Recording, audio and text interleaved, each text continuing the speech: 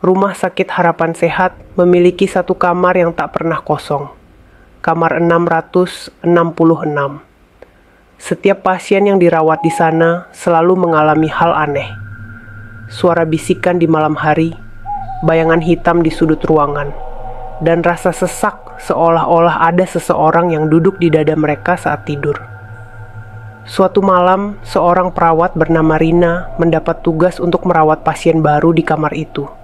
Seorang pria bernama Anton yang mengalami kecelakaan. Namun, saat dia memeriksa daftar pasien keesokan paginya, nama Anton tidak pernah tercatat. Rekaman CCTV menunjukkan sesuatu yang lebih mengerikan. Malam itu, Rina terlihat berbicara sendiri, mengangkat infus keranjang kosong, dan menyuntik udara ke sesuatu yang tak terlihat. Ketika Rina bertanya pada dokter senior, dia hanya mendapat satu jawaban dingin. Pasien 666 selalu ada di sana. Dia hanya butuh tubuh baru setiap kali ada yang datang. Pasien 666. Kamar yang selalu terisi. Rina baru saja dipindahkan ke Rumah Sakit Harapan Sehat. Sebagai perawat baru yang mendapat shift malam, dia sudah terbiasa dengan keheningan dan suasana mencekam. Namun, ada satu hal yang membuatnya gelisah. Kamar 666. Semua perawat senior enggan membahasnya, dan mereka selalu menolak jika diberi tugas di kamar itu. Malam ini, giliran Rina. Saat memasuki kamar 666, dia mendapati seorang pria terbaring di ranjang. Wajahnya pucat, dan matanya kosong menatap langit-langit. Nama di gelang pasiennya tertulis Anton Raharja. Menurut rekam medis, Anton mengalami kecelakaan dan butuh perawatan intensif. Rina menjalankan tugasnya seperti biasa, memeriksa infus, mengukur tekanan darah, dan mencatat kondisinya. Namun, ada sesuatu yang terasa ganjil.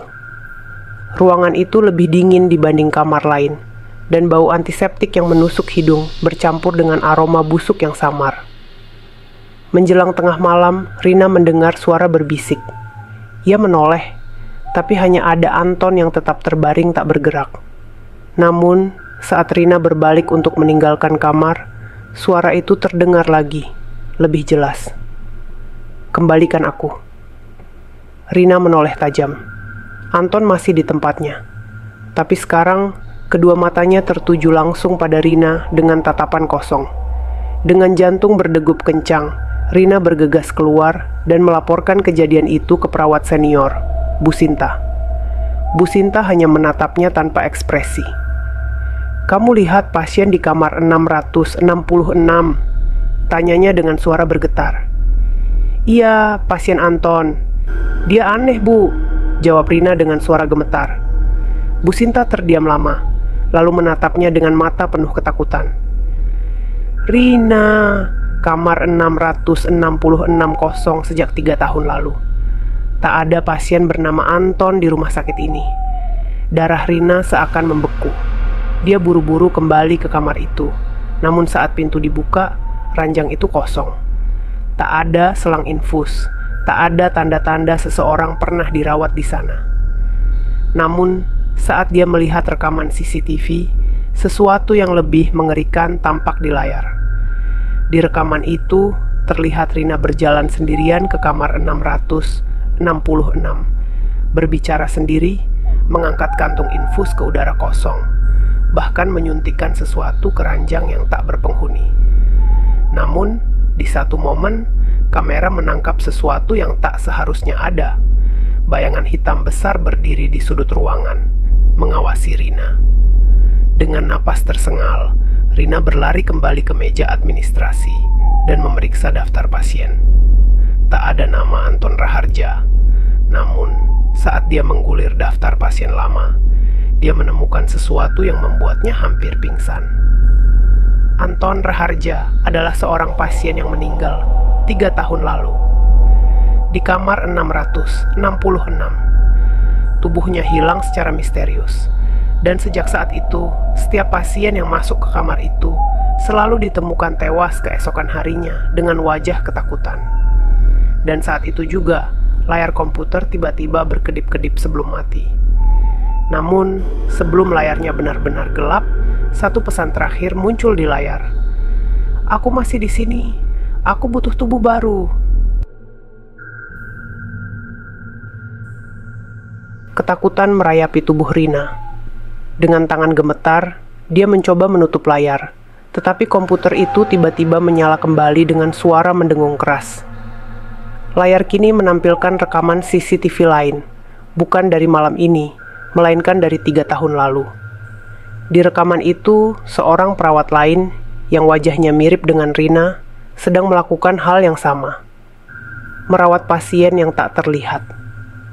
Wajah perawat itu penuh ketakutan, sama seperti yang kini dirasakan Rina. Tiba-tiba, layar menjadi gelap, dan suara samar kembali terdengar dari belakangnya. "Kamu..." Selanjutnya, Rina menjerit, tapi sebelum dia sempat berlari, sesuatu yang dingin mencengkeram bahunya. Kegelapan menelannya. Esok paginya, perawat lain menemukan kamar 666 kembali terisi. Seorang pasien baru terbaring di ranjang, wajahnya pucat, dan matanya kosong menatap langit-langit. Namanya Rina Anjani.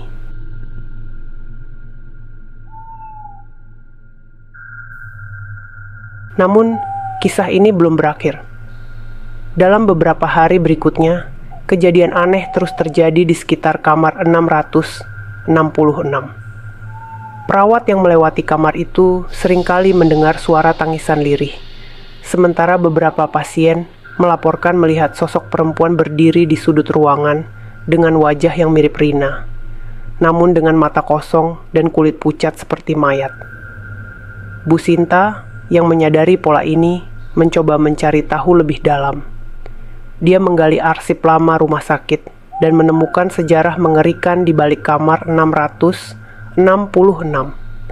Ternyata kamar itu dulunya adalah tempat eksekusi rahasia bagi pasien yang dianggap tidak bisa disembuhkan atau membahayakan rumah sakit. Dokter yang bertanggung jawab atas program itu, Dokter Surya, menghilang tanpa jejak setelah beberapa tahun melakukan eksperimen mengerikan pada pasiennya. Namun, beberapa saksi melaporkan bahwa Dr. Surya masih sering terlihat berkeliaran di sekitar kamar 666.